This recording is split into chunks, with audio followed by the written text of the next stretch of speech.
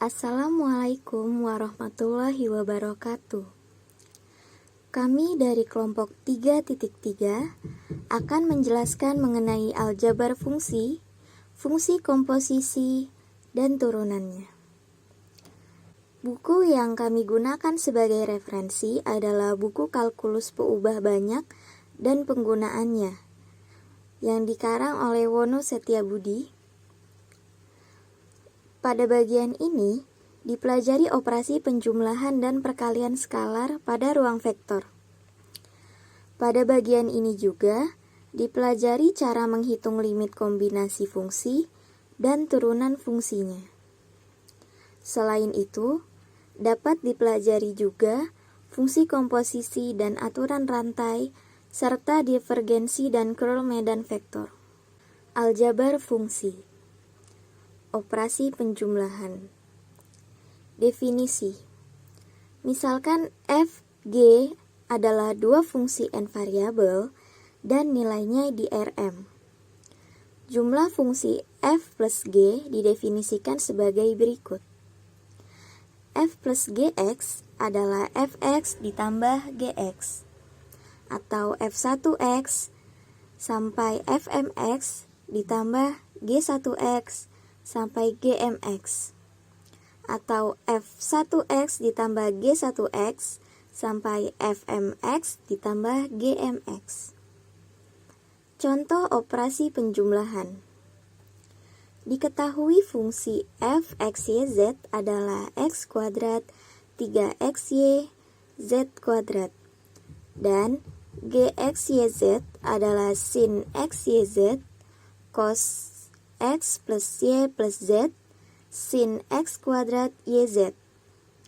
Hitunglah fungsi f plus g x yz. Solusi. Berdasarkan operasi penjumlahan pada definisi, f plus g x yz adalah fx ditambah gx, di mana fx-nya x kuadrat 3xy dan z kuadrat, lalu gx-nya sin x yz cos x y plus z dan sin x kuadrat yz. Dijumlah, maka didapatkan x kuadrat plus sin x yz, 3xy plus cos x yz, z kuadrat ditambah sin x kuadrat yz. Operasi perkalian skalar. Definisi. Misalkan f dan g adalah dua fungsi n variabel dan nilainya di Rm. Perkalian skalar cf antara fungsi f dan skalar c didefinisikan sebagai berikut. Cfx adalah skalar c dikali dengan fungsi fx. Contoh operasi perkalian skalar. Diketahui fungsi 1 pada slide sebelumnya, maka hitunglah fungsi 2 dikali fungsi fx,yz. Berdasarkan definisi operasi perkalian skalar, maka didapatkan skalar c dikali dengan fungsi fx, atau 2 dikali fungsi fx,yz. Maka didapatkan 2 dikali x kuadrat, 2 dikali 3xy, 2 dikali z kuadrat. Atau sama saja dengan 2x kuadrat, 6xy, 2z kuadrat. Operasi perkalian skalar, definisi kedua. Misalkan f dan g adalah dua fungsi n variabel dan nilainya di Rm. Hasil kali skalar f dikali g dari fungsi f dan fungsi g didefinisikan sebagai f kali gx, atau fungsi f dikali dengan fungsi g, atau f1x dikali g1x ditambah f2x dikali G2X sampai Fmx dikali Gmx. Contoh, diketahui fungsi 1, maka hitunglah fungsi f kali Gx YZ, atau fungsi fx YZ dikali dengan fungsi Gx YZ. Solusi. Berdasarkan definisi operasi perkalian skalar yang kedua, maka f dikali G x YZ sama dengan fungsi f x YZ dikali fungsi G x YZ, atau x kuadrat sin x YZ, 3xy dikali cos x plus y plus z, z kuadrat dikali sin x kuadrat YZ. Operasi perkalian vektor. Definisi. Misalkan f dan g adalah dua fungsi n variabel dan nilainya di Rm, khususnya untuk m sama dengan 3, kita dapat mendefinisikan hasil kali vektor fungsi f dikali g dari fungsi f dan g, yaitu sebagai berikut. F dikali gx sama dengan fx dikali gx, sama dengan determinan dari IJK f1x, f2x, f3x, g1x, g2x, g3x akan sama dengan f2x dikali g3x dikurang f3x dikali g2x dikalikan dengan I, ditambah dengan minus f1x dikali g3x ditambah f3x dikali g1x dikalikan dengan J, ditambah f1x g2x dikurang f2x g1x dikalikan dengan K. Contoh, operasi perkalian vektor. Diketahui fungsi 1, maka hitunglah fungsi f dikali g x y z. F dikali gx sama dengan fx dikali gx. Berdasarkan definisi sebelumnya, untuk mencari perkalian vektor, maka kita gunakan determinan IJK. Fungsi fx adalah x kuadrat 3xy dan z kuadrat, lalu fungsi gx yaitu sin x yz cos x y cos x plus y plus z dan sin x kuadrat yz, sama dengan 3xy sin x kuadrat yz dikurang z kuadrat cos x plus y plus z dikalikan dengan I, ditambah min x kuadrat sin x kuadrat yz ditambah z kuadrat sin x yz dikalikan dengan J, lalu ditambah x kuadrat cos x plus y plus z dikurang 3xy sin x yz dikalikan dengan K. Seperti yang lalu, kita dapat menghitung limit kombinasi fungsi tersebut, yaitu dengan menggunakan teorema aljabar limit. Nah, teorema aljabar limit berbunyi, misalkan limit x menuju a fx sama dengan L dan limit x menuju a gx sama dengan M, maka yang pertama limit x menuju a fx plus gx sama dengan L plus M, di mana tadi limit x menuju a fx kan sama dengan L dan gx sama dengan M. Nah, yang kedua limit x menuju a fx dot gx sama dengan L dot M. Dengan menyesuaikan notasi yang ada, bukti teorema tepat sama dengan bukti teorema serupa untuk fungsi satu variabel. Dengan teorema ini, kita dapat membuktikan teorema mengenai aljabar turunan fungsi. Selanjutnya, teorema mengenai aljabar turunan. Misalkan f, g, dua fungsi bernilai vektor di R pangkat M mempunyai turunan di A. Kemudian, fungsi f plus g mempunyai turunan di A dan nilainya turunan pertama dari F plus G dikali A sama dengan turunan pertama F dikali A plus turunan pertama G dikali A. Perhatikan bahwa operasi yang terlibat pada jumlah turunan adalah operasi matriks. Demikian pula untuk sebarang bilangan real C, fungsi CF mempunyai turunan di A dan turunan pertama CF dikali A sama dengan turunan pertama CF dikali A. Khususnya jika M sama dengan 3, maka berlaku turunan pertama F dikali G dikali A sama dengan turunan pertama F dikali A dikali G dikali A ditambah F dikali A dikali turunan G dikali A. Nah, selanjutnya contoh aljabar turunan. Di sini kita mempunyai contoh. Misalkan fxy sama dengan x kuadrat plus y kuadrat xy. Dan untuk gxy-nya sama dengan sin xy cos x plus y. Kemudian kita turunkan fungsi tersebut, di mana f plus g aksen xy sama dengan kita buat bentuk dalam matriks, yaitu matriks 2x 2y, yx ditambah matriks y cos xy, x cos xy, min sin x plus y, min sin x sama dengan 0.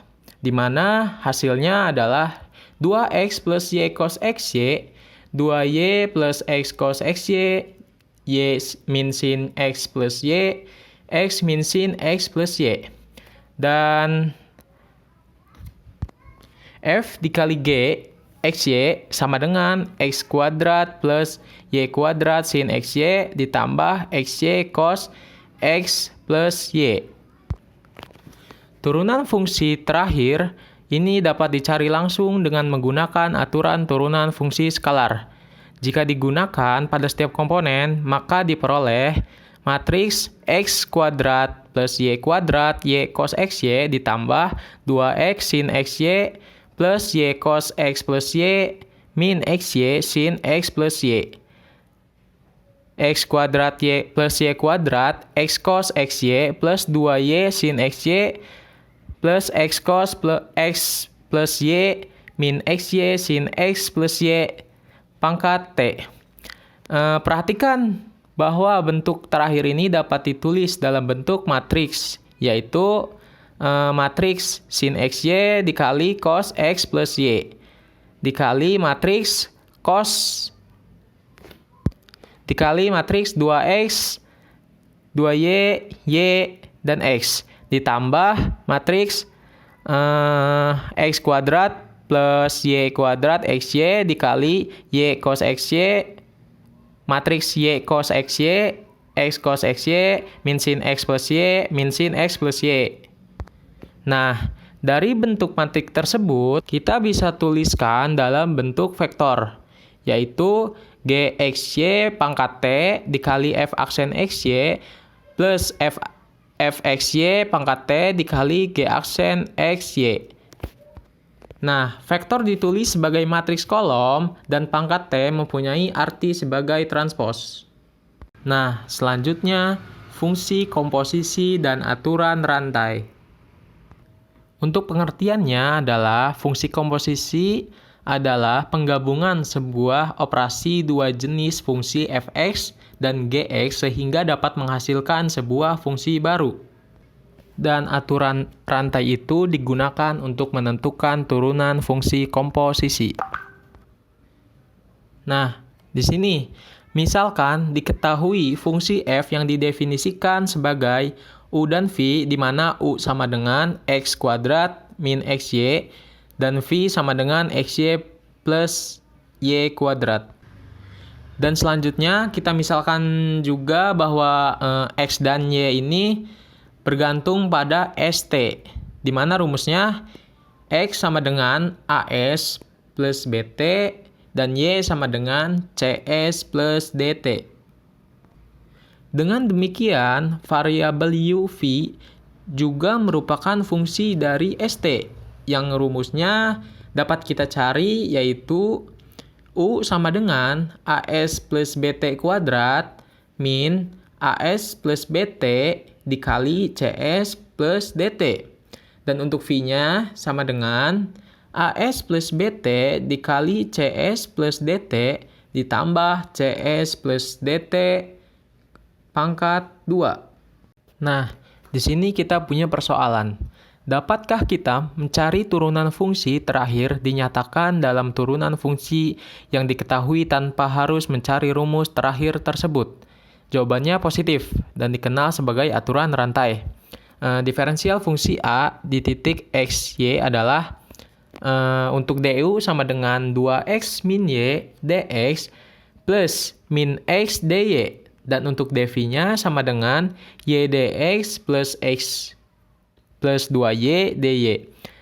Di sini kita bisa bentuk ke dalam bentuk matriks. Dalam bentuk matriksnya itu adalah matriks du dv sama dengan matriks 2x min x, y, dan x plus 2y dikali dx dy. Dan di bawah ini adalah turunan fungsi dari persamaan B yang tadi. Di mana dx sama dengan a ds plus b dt dan dy sama dengan c ds plus d dt. Atau bisa kita masukkan ke dalam bentuk matriks. Matriks dx dy sama dengan matriks abcd dikali ds dt.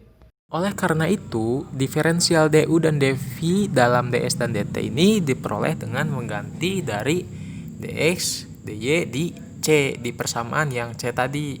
Nah, dengan persamaan terakhir, maka akan diperoleh matriks du dv sama dengan matriks 2x min y min x y x plus 2y itu dikali dengan matriks abcd dikali matriks ds dt. Nah, proses ini dapat dilakukan secara umum. Sekali lagi, misalkan diketahui fungsi dua variabel uv dan fxy yang nilainya di r kuadrat, dan misalkan pula g menyatakan hubungan fungsi xy sama dengan g st, maka hubungan antara uv dengan st dapat ditulis sebagai fungsi Fogg aksen st sama dengan f g st, yaitu disebut sebagai fungsi komposisi f dan g. Turunan fungsi komposisi ini adalah Fogg aksen st sama dengan f aksen g st dikali dengan g aksen st. Nah, di ruas kanan ini merupakan yang menyatakan itu termasuk perkalian dari matriks. Contoh bentuk ini terdapat di persamaan atau persamaan di atas, yaitu yang D. Nah, itu yang di atas. Bentuk paling umum aturan rantai ini mempunyai notasi yang sama seperti fungsi satu variabel dan dinyatakan dalam teorema berikut. Nah, ini adalah teorema dari aturan rantai. Misalkan f fungsi n variabel dengan nilai di r pangkat m dan g fungsi p variabel dengan nilai di r pangkat n. Jika g mempunyai turunan di a dan f mempunyai turunan di ga, maka fungsi Fogg x sama dengan f gx mempunyai turunan di a dan Fogg aksen a sama dengan f aksen ga dikali g aksen a. Nah, di ruas kanan ini itu merupakan perkalian matriks antara M dikali N dan N dikali P. Nah, di sini ada pembuktian bahwa misalkan B sama dengan GA, dan kita harus membuktikan bahwa limit X mendekati A panjang dari Fx min FGA min F aksen B G aksen A dikali X min A per panjang dari X min A. Nah, pertama-tama kita tulis pembilang dalam bentuk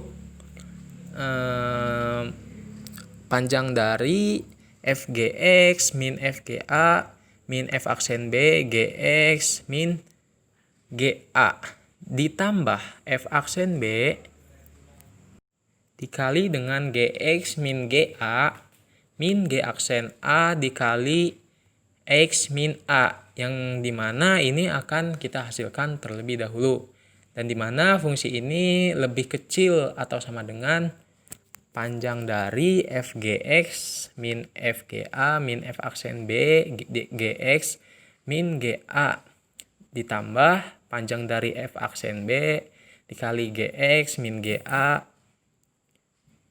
min g aksen a dikali dengan x min a. Nah, dalam hal ini ada bilangan m itu lebih besar dari 0, sehingga panjang dari f aksen h lebih kecil dari m lebih panjang dari h. Dengan demikian, baris terakhir di E kurang atau sama dengan panjang dari fgx min fga min f aksen b dikali gx min ga ditambah m panjang dari gx min ga min g aksen a dikali x min a. Nah, karena si g ini mempunyai turunan di a, maka untuk epsilon lebih besar dari 0 dan delta 1 itu lebih besar dari 0, sehingga 0 itu lebih kecil dari panjang dari x min a dan panjang min x ini lebih kecil dari delta 1.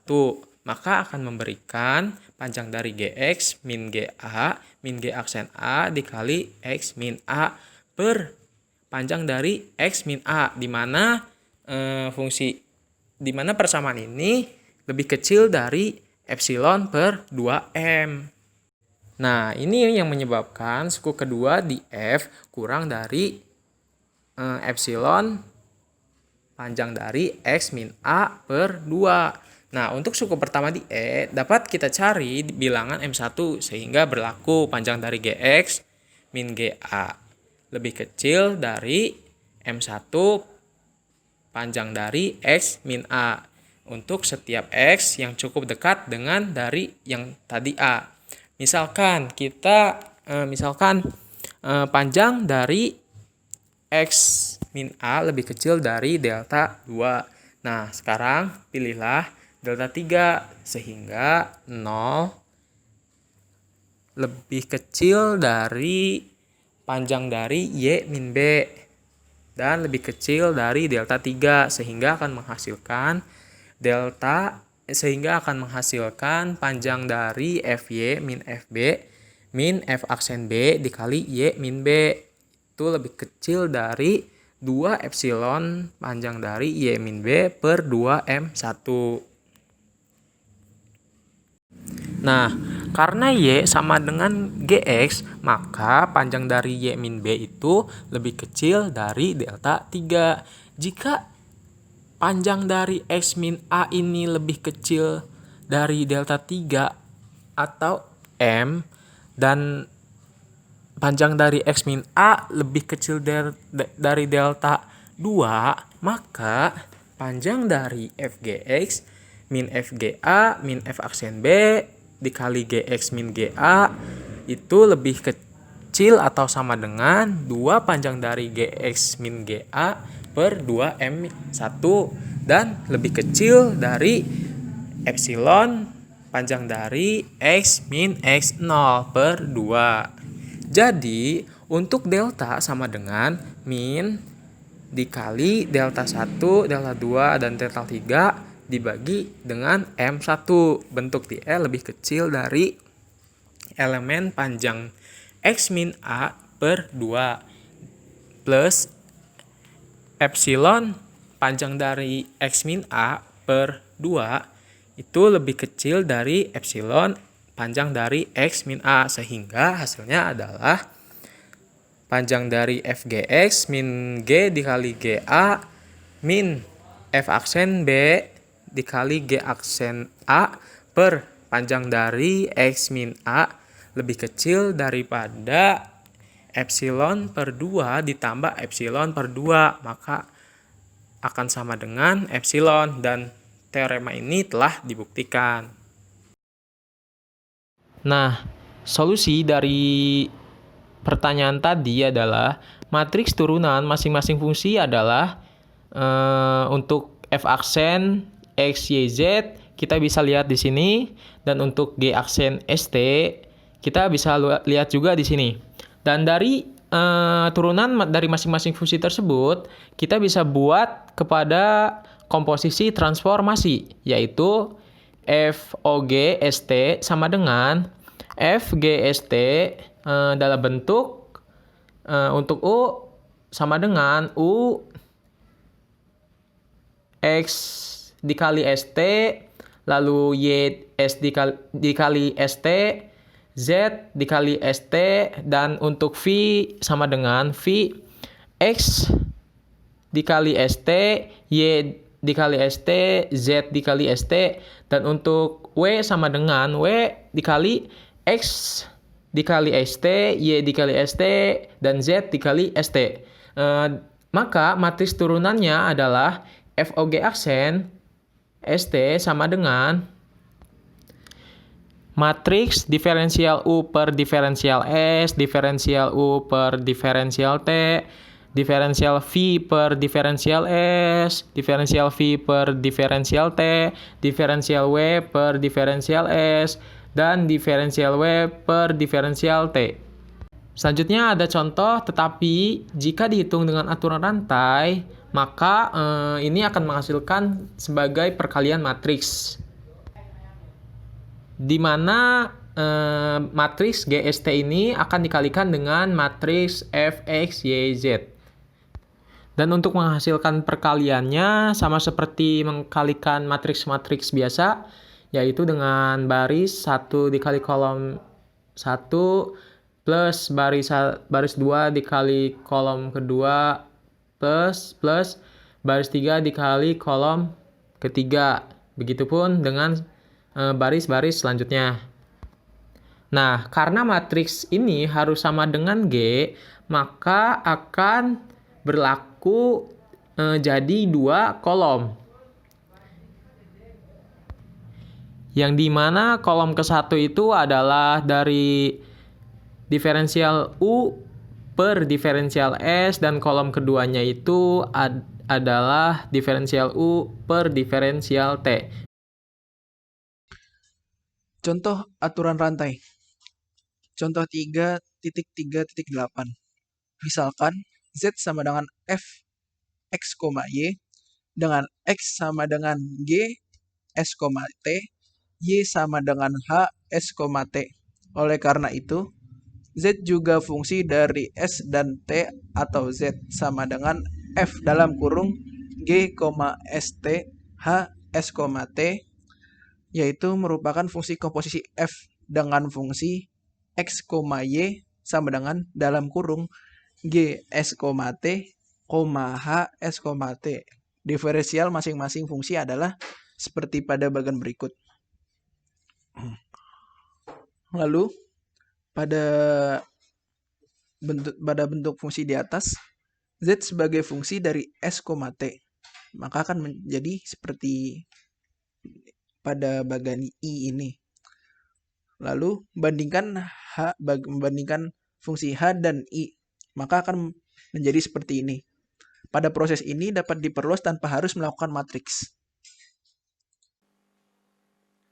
Kita masuk ke contoh 3.3.9. Misalkan U dalam kurung X, T, fungsi yang mempunyai turunan kedua dan memenuhi persamaan gelombang satu dimensi, yaitu C kuadrat UXX sama dengan UTT. Tuliskan persamaan gelombang ini dalam variabel sin C sama dengan X dikurang CT dan eta sama dengan X ditambah CT.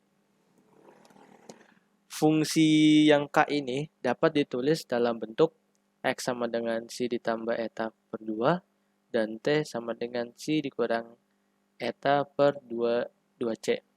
Dengan mensubstitusikan ke dalam fungsi U dalam kurung X, T, kita memperoleh dalam C dan eta, yang pada umumnya kita tuliskan sebagai fungsi U juga.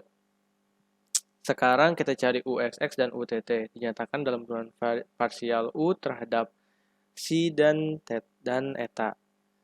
Pertama,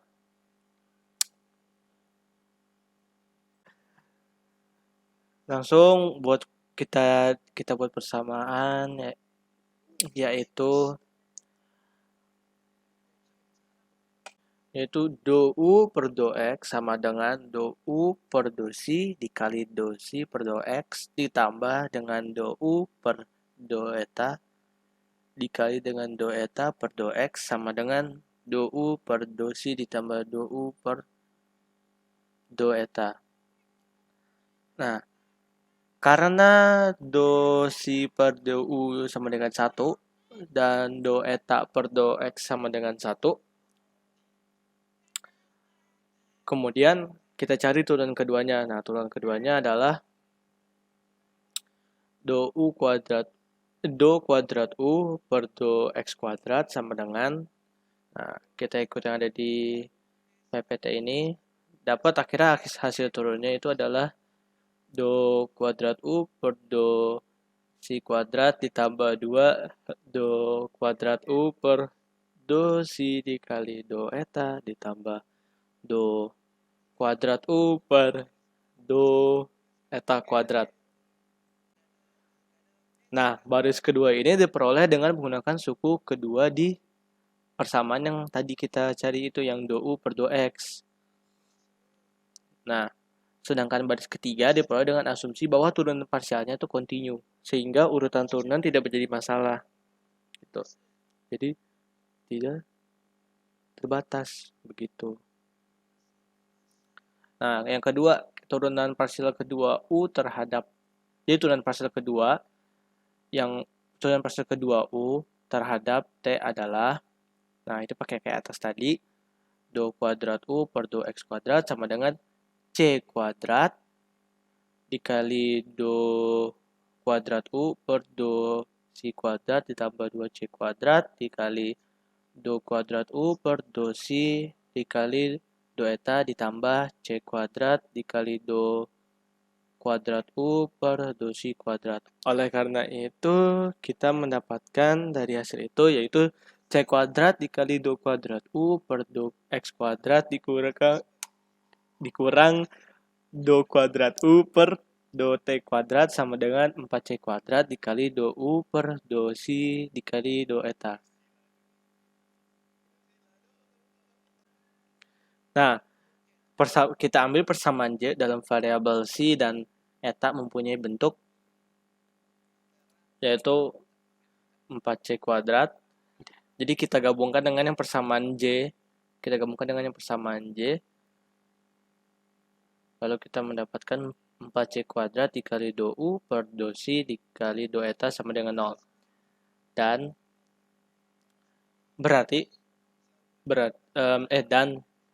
dan do U per do Si dikali do eta sama dengan 0. Nah,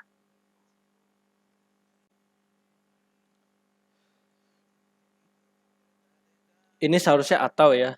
Jadi 4C kuadrat dikali do U per do Si dikali do eta sama dengan 0 atau do U per do Si dikali do eta sama dengan 0 jika 4C kuadrat tidak sama dengan 0. Begitu. Salah satu keuntungan perubahan variabel tampak pada contoh 3.3.9. Salah satu keuntungan perubahan variabel tampak pada contoh 3.3.9 tadi yang di atas. Saat ini kita tidak mudah mencari jawaban persamaan dari yang J yang awal tadi.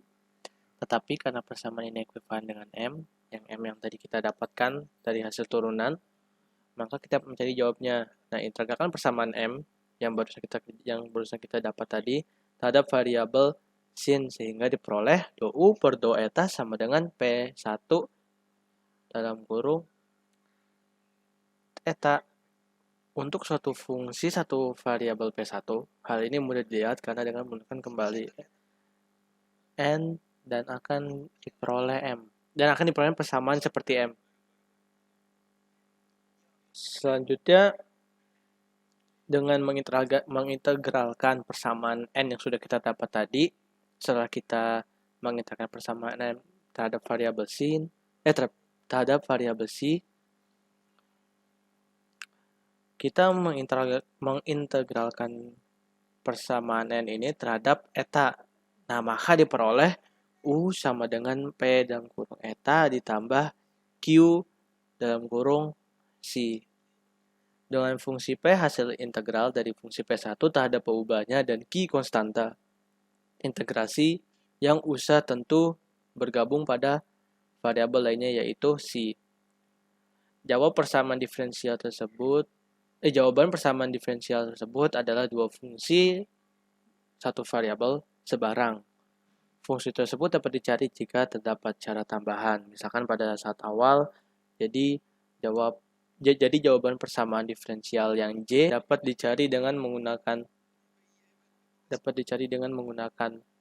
K, persamaan yang K sebelumnya, dan hasilnya adalah U sama dengan P dalam kurung X ditambah CT ditambah Q dalam kurung X dikurang CT. Nah, lalu kita masuk ke divergensi dan curl medan vektor. Nah, lalu di divergensi dan curl median vektor, matriks A disebut matriks simetri jika A transpos sama dengan A, yaitu transposnya sama dengan diri sendiri. Sebaliknya, matriks A disebut matriks antisimetri jika A transposnya sama dengan minus matriks A. Sebarang matriks dapat ditulis sebagai jumlah matriks simetri dan matriks antisimetri. Sebagai contoh, matriks A dapat ditulis sebagai A sama dengan setengah dikali A transpos ditambah matriks A ditambah dengan setengah dalam kurung A transpos dikurang matriks A. Dengan matriks pertama simetri dan yang kedua antisimetri. Matriks simetri mempunyai sifat yang cukup menarik. Oleh karena itu, untuk sebuah matriks kita ingin sampai sejauh mana kesimetrian matriks tersebut. Hal ini dapat kita ukur dari bagian tasimetrinya tersebut.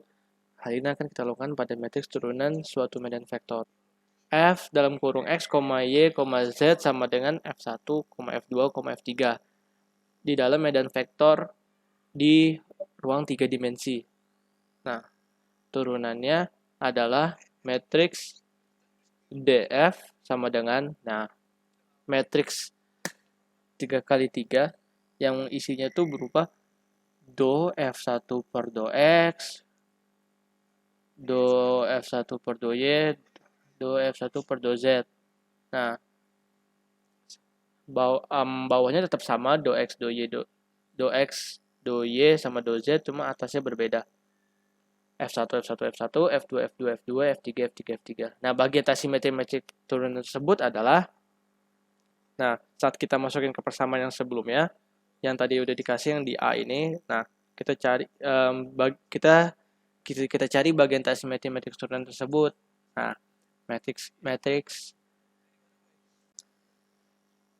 bagian tasimetri matriks turunan tersebut adalah setengah dalam kurung 0 matriks 3x3, cuma yang awalnya ini baris dan kolom awalnya paling atas pojok kiri itu 0, dan yang keduanya itu dia 0, terus yang terakhir itu dia 0. Nah, bagian yang 0 inilah yang didefinisikan sebagai elemen curl F. Nah, suku yang tidak muncul di sini adalah elemen diagonal matriks turunan. Karena tak ada perubahan basis, jumlah elemen diagonal matriks selalu tetap. Nah, maka jumlah elemen diagonal matriks turunan yang tadi di atas perlu diberi nama, disebut divergensi F. Cara lain melihat ini adalah memperumum gradien fungsi. Misalkan kita mempunyai operator nabla. Nabla sama dengan do per do X dikali I, ini vektor ya, ditambah do per do Y dikali J ditambah do per do ZK, yang dapat dipandang sebagai vektor jika dikenakan pada fungsi skalar himpunan kosong. Kemudian di ruang vektor berdimensi 3, kita mengenal dua operasi, yaitu hasil kali titik dan hasil kali vektor. Divergensi dan curl tak lain adalah hasil kedua operasi antara nabla dan divergensi F. Jadi divergensi F sama dengan nabla dikali F sama dengan tadi do F1 per do S ditambah do F2 per do Y ditambah do F3 per do Z. Dan curl F sama dengan nabla dikali F sama dengan determinan dari IJ, determinan matriks I, J, K, terus ada do per do X, do per do Y, do per do Z, sama F1, F2, F3. Nah, maka kita mendapatkan sama dengan do F3 per do Y dikurang do F2 per do Z dikali I, vektornya, ditambah do F3 per do X dikurang do F1 per do Z dikali J ditambah do F2 per do X dikurang do F1 per do Y dikali K.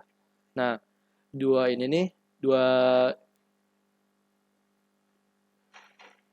persamaan ini itu adalah dua operasi di ruang vektor berdimensi 3. Yang atas hasil kali titik, yang bawah hasil kali vektor. Contoh 3, 3, 10. Diketahui medan vektor F sama dengan X, Y, Z. Ini harusnya di soal X, Y, Z ya, bukan X, Y, X. Hitunglah divergensi F dan curl F. Nah, kita jawab. Sebenarnya ini dapat dengan mudah kita hitung bahwasannya divergensinya sama dengan 3 dan curlnya itu sama dengan 0. Bagaimana cara menghitung divergensinya? Cara menghitung divergensinya yaitu pertama kita anggap bahwasannya X adalah sebuah vektor I, Y satuannya J dan Z.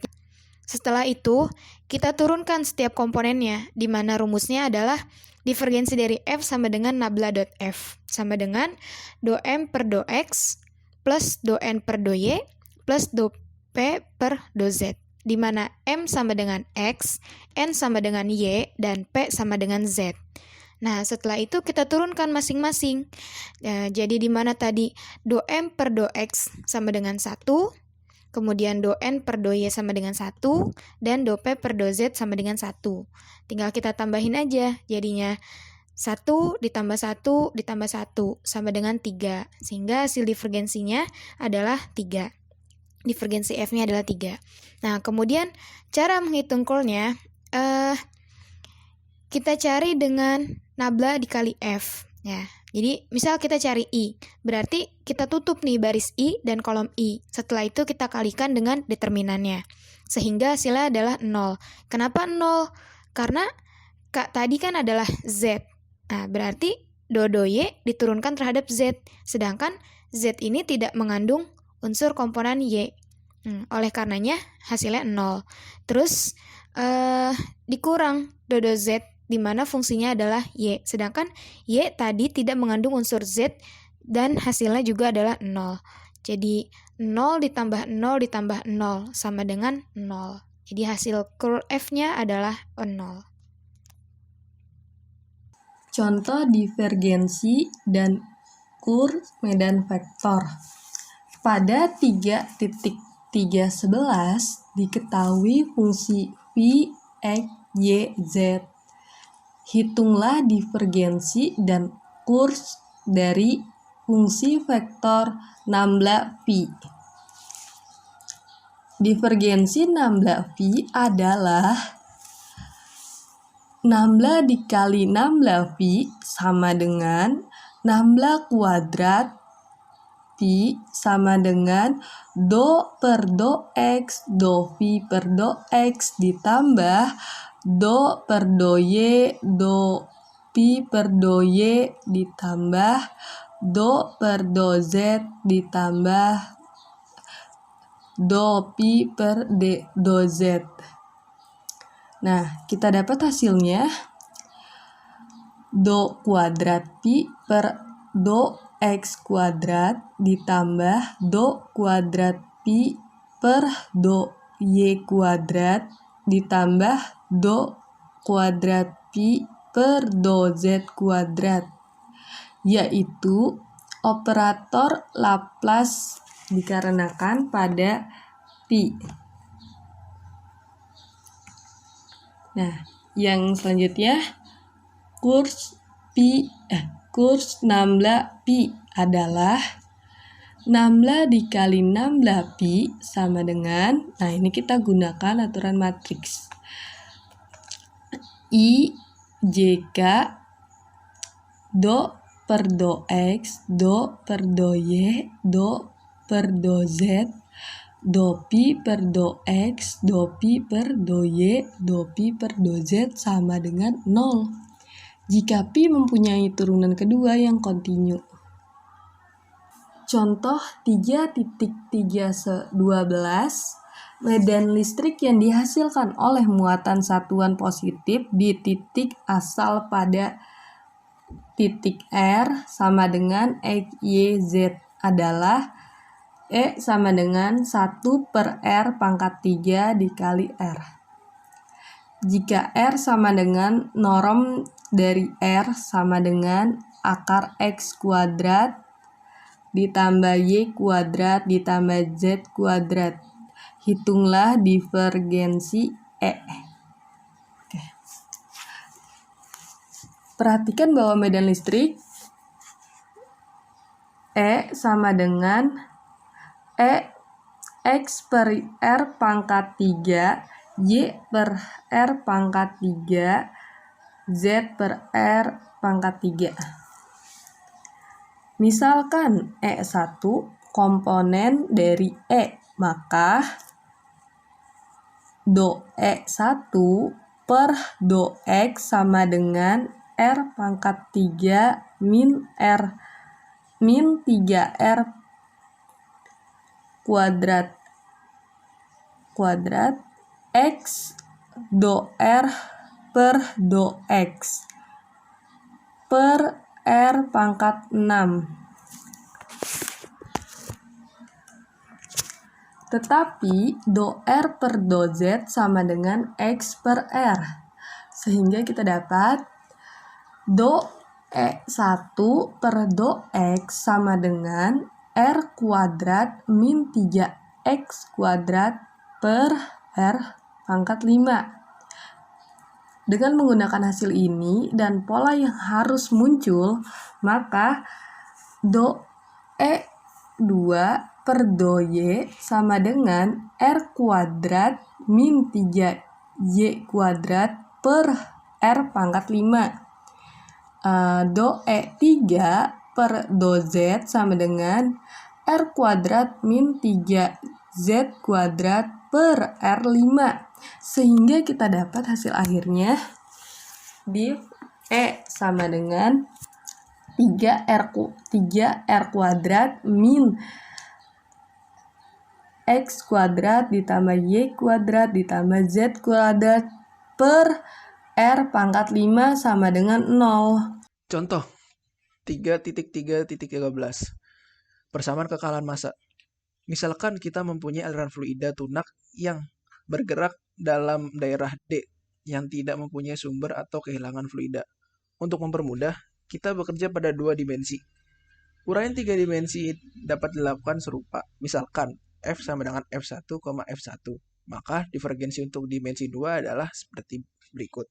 Tetapi del dikali F tidak terdefinisi. Misalkan kecepatan fluida di titik X, Y adalah V sama dengan V1, V2. Karena kita juga membicarakan aliran udara, maka rapat massa atau massa persatuan luas bergantung pada posisi dan waktu. Misalkan rapat massa di titik X, Y dan pada waktu T adalah P, Z, Y, T. Contoh, misalkan pada titik X, Y, kita buat suatu 4 persegi panjang dengan panjang sisi masing-masing adalah delta X dan delta Y. Kita asumsikan bahwa kecepatan fluida dalam arah positif pada arah horizontal fluida yang masuk pada sebelah kiri dan keluar dari sebelah kanan. Fluida yang masuk dari sebelah kiri sepanjang waktu delta T adalah seperti berikut. Dengan tanda seperti ini, menyatakan bahwa besaran dihitung titik X. Fluida yang keluar adalah seperti berikut. Dengan demikian, fluida total yang hilang dari 4 persegi panjang atau yang hanya dari gerak horizontal adalah seperti ini. Dengan 0 kurang dari theta kurang dari 1, persamaan terakhir ini diperoleh dengan menggunakan teorema nilai antara fungsi satu variabel. Contoh, dengan cara serupa, kita dapat menghitung dari fluida total yang hilang karena gerak vertikal. Oleh karena itu, fluida total yang hilang adalah seperti ini. Perhatikan bahwa besaran dalam kurung dihitung di titik yang berbeda. Fluida yang hilang ini menyebabkan perubahan rapat massa. Fluida yang dihitung dari rapat massa besar seperti ini. Selanjutnya, dengan membawa delta X, delta Y, dan delta T menuju 0, dan dengan asumsi bahwa besaran yang terlibat kontinu, maka seperti ini. Yang semuanya dihitung di titik X, Y. Persamaan terakhir ini dapat ditulis sebagai persamaan ini disebut persamaan kekalahan massa. Jika rapat massa konstan seperti air, maka persamaan terakhir ini menjadi seperti ini.